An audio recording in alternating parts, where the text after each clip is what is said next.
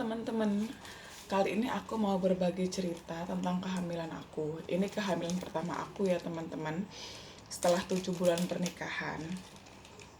Jadi teman-teman, aku itu mensnya itu rutin banget. eh tapi sirkulasinya itu enggak 30 hari, enggak.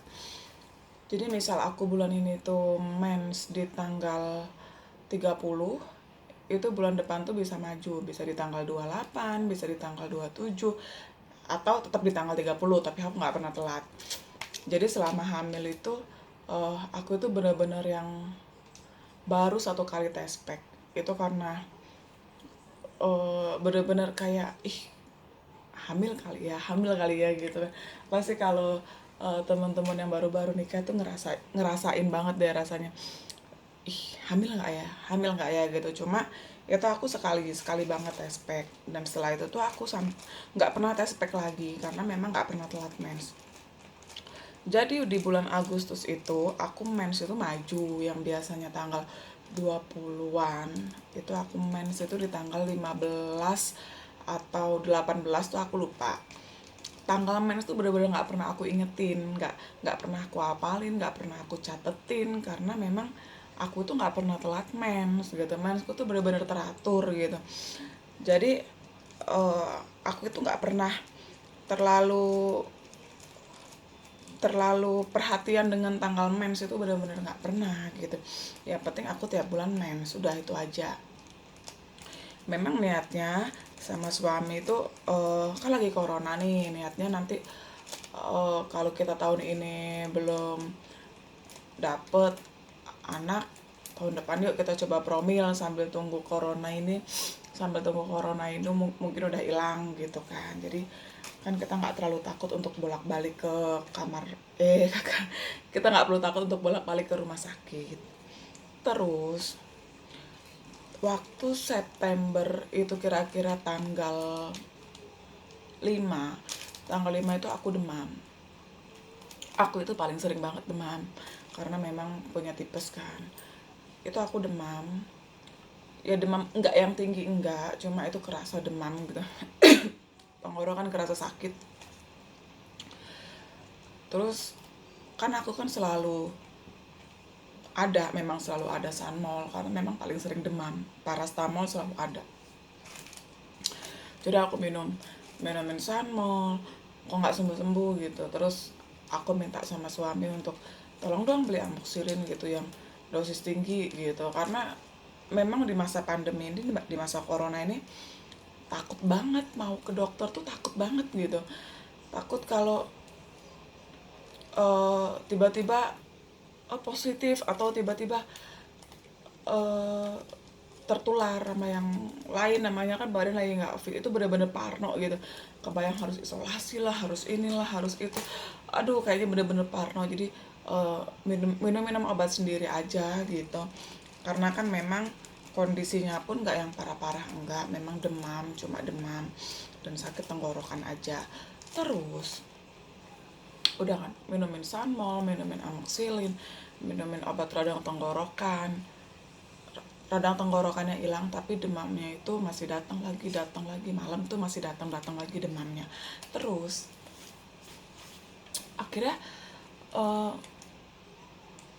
pas tanggal 9 itu udah 4 harian demam. Pokoknya itu demam itu enggak yang parah, enggak, cuma datang pergi gitu. Pas tanggal 8 tuh badan tuh berasa sakit semua gitu, dipegang sakit, ini sakit, pokoknya sakit semua. Pas tanggal 9 tuh aku minta kerokin kan sama adikku, aku pikir masuk angin waktu itu.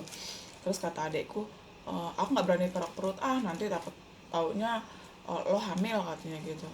Terus aku pikir enggak deh, kayaknya nggak hamil gitu, orang baru tanggal 10, aku tuh mens tuh tanggal 15 sampai 18-an, dan ini belum telat gitu.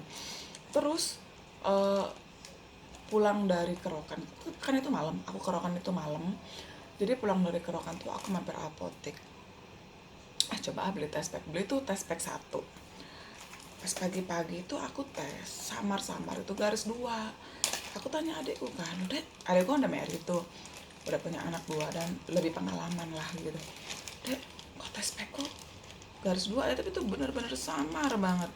Terus kata dia, oh itu udah hamil. Ah enggak, nggak mungkin gitu.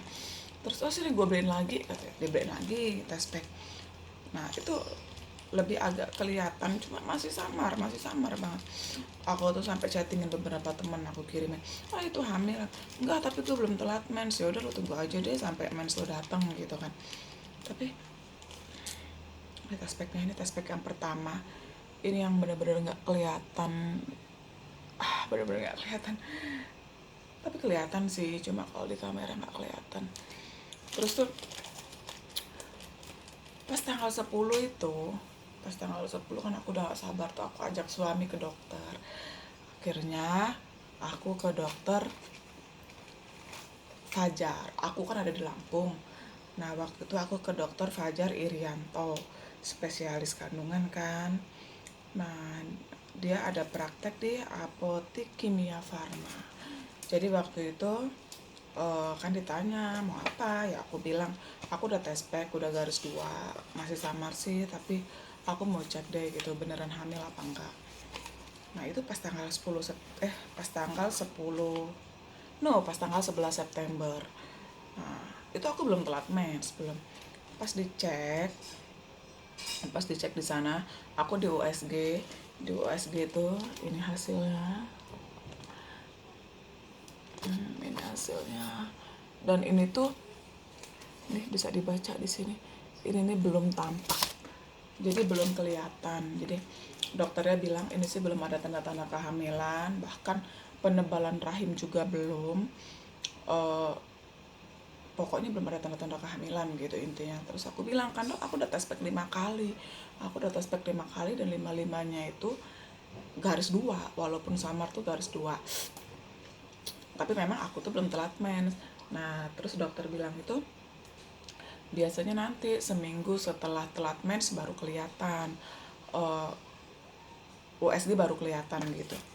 Terus udah dong, aku disuruh balik 10 hari kemudian. Aku disuruh balik di tanggal 21 September. Terus aku dikasih obat penguat kandungan dan dikasih vitamin. Waktu itu aku juga lagi batuk, jadi aku dikasih juga obat batuk. Nah sekalian aku kasih tau biayanya ya, buat teman-teman yang di Lampung, di dokter Fajar, yang di Apotik Kimia Farma itu untuk dokter dan USG-nya aja itu 175.000. Kata teman-teman sih 150.000, cuma karena mungkin aku sama dapat buku, karena kan baru pertama banget, jadi 175, 25-nya itu mungkin buku. Terus nebus vitamin 47 sekian, terus penguat kandungan 57 sekian, dan obat batuk yang agak mahal sih 96.000. Jadi obatnya aja 201.550 rupiah. Kelihatan gak ya? Nah jadi teman-teman yang pengen ke dokter Fajar kurang lebih segitu. Tapi kan kalau kondisi teman-teman nggak batuk, jadi nggak ada biaya batuk, mungkin obat sekitar 100.000 lah untuk 10 hari. Emang isinya 10 untuk 10 hari, 10 tablet. Terus di tanggal 21 September itu kebetulan di hari Minggu. Jadi hari itu kan waktunya aku untuk balik lagi ke dokter Fajar. Tapi aku tuh mikir gini, kalau memang ini belum kelihatan, aku tuh pengen coba USG yang transvagina gitu, USG lewat jalan vagina kan. Jadi aku pengen cari dokter cewek deh gitu, karena agak risih kan agak risih kan kalau dokter cowok. Ya aku pengen coba. Terus aku tanya-tanya ke teman-teman, ke saudara-saudara, mereka kebanyakan rekomendasiin dokter Elisa. Dokter Elisa ini ada praktek di apotek kita sama Rumah Sakit Ibu Anak Beleja, sama di Santa Ana sih katanya. Cuma nggak tahu ya kalau yang di Santa Ana itu bener apa enggak. Terus nih kan udah nggak sabar banget, karena dokter Fajar tuh bilang gini, kehamilan tuh ada 2, kehamilan di dalam rahim sama di luar rahim gitu. Nah jadi kita harus cek nih kalau memang hamil, kehamilan dalam rahim apa di luar rahim gitu. Jadi kan kita tuh kepikiran dong, aduh hamil dalam rahim apa di luar rahim gitu, mana nggak kelihatan lagi gitu kan. Jadi kita benar-benar yang jadi PR gitu 10 hari itu benar-benar dipikirin gitu kan. Terus tanggal 22 itu hari Senin kalau nggak salah, 22 September aku periksa ke rumah sakit ibu anak Beleja Kedaton itu sama dokter Elisa, karena dokter Elisa ada dinas di situ kan, pendaftaran. Nah kalau di Beleja itu beda dengan di apotek Kimia Farma yang pertama. Kalau di Beleja itu kita harus deposit dulu. Deposit itu waktu aku kemarin 365.000. Kita disuruh deposit dulu, habis deposit baru ketemu dokternya.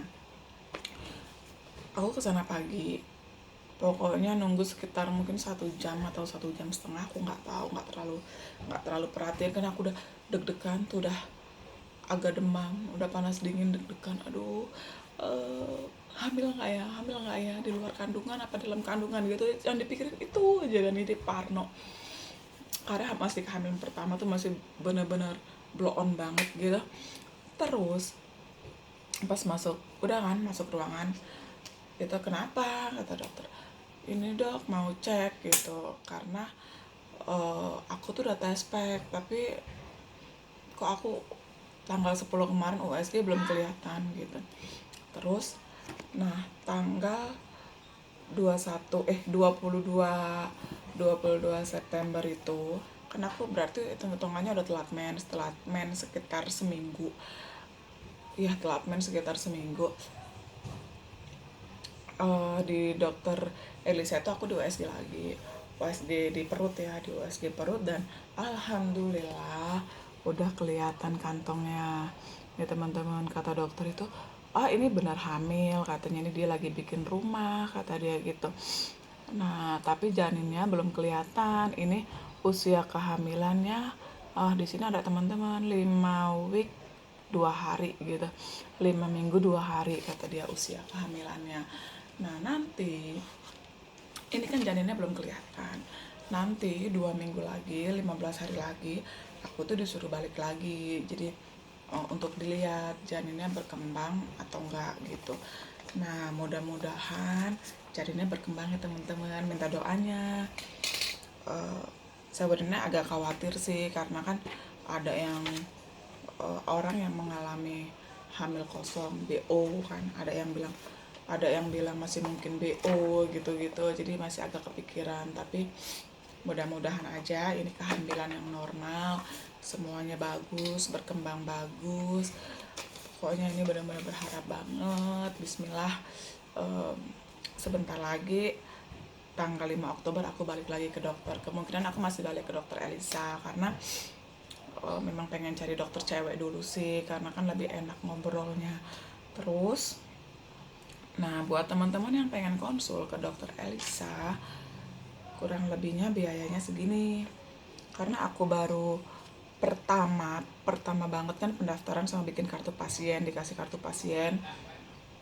Nah itu kartu pasiennya 10.000, pendaftaran pasien baru kan aku pasien baru tuh 10.000, jadi 20.000.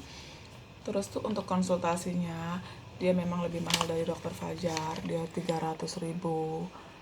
Tuh dia kelihatan gak ya teman-teman, dia itu 300.000 konsultasinya. Mungkin gak kelihatan, aku bacain aja ya. Dia konsultasinya 300.000. Terus dia USG nya itu bayar, ngeprint USG 2 dimensi dan printnya itu bayar 50.000. Kalau dokter Fajar tadi tuh udah gak bayar lagi. Nah terus obat-obatannya ini kan dikasih untuk yang 15 hari. Dia penguat kandungannya ini dikasih yang lebih mahal, yang 230 sekian. Kalau untuk vitaminnya 70 sekian. Pokoknya aku kemarin itu periksa kedua itu habis 679.900 gitu teman-teman. Jadi buat teman-teman yang mengalami kayak aku, udah tes pack positif tapi kok belum kelihatan, itu teman-teman jangan terlalu panik karena mungkin memang usia kehamilannya masih terlalu muda, USG masih belum terlalu kelihatan, bahkan belum kelihatan kayak aku. Belum kelihatan. Aku bahkan saking penasarannya sebelum USG yang kelihatan yang kedua itu, aku tuh saking penasarannya itu aku tes pack. Sehari itu bisa 3 kali, bisa 4 kali. Aku tuh bahkan udah 18. Aku tuh udah 18 ya. Tes pack gitu. Tapi saking bener-bener penasaran gitu kan, nggak ada salahnya lah ya kali gitu. Ya beli tes pack yang murah-murah aja untuk nyenengin hati aja. Nah, terus eh yang penting sekarang dijaga sampai sampai mendengar kabar baik nanti. Nah, mudah-mudahan ya teman-teman ya, janin aku sehat, semuanya bagus, dan semoga buat teman-teman yang lagi hamil juga diberi kesehatan sampai persalinan, untuk bayi dan mama. Dan buat teman-teman yang lagi menunggu kehamilan, pejuang garis 2, mudah-mudahan segera diberikan omongan, segera diberikan kepercayaan. Oke teman-teman, segitu aja dulu. Nanti kalau aku udah periksa lagi, insya Allah uh, aku share lagi pengalamannya, jadi kita semua bisa berbagi pengalaman. Oke teman-teman, terima kasih. Oh ya, jangan lupa untuk subscribe. Oke, thank you.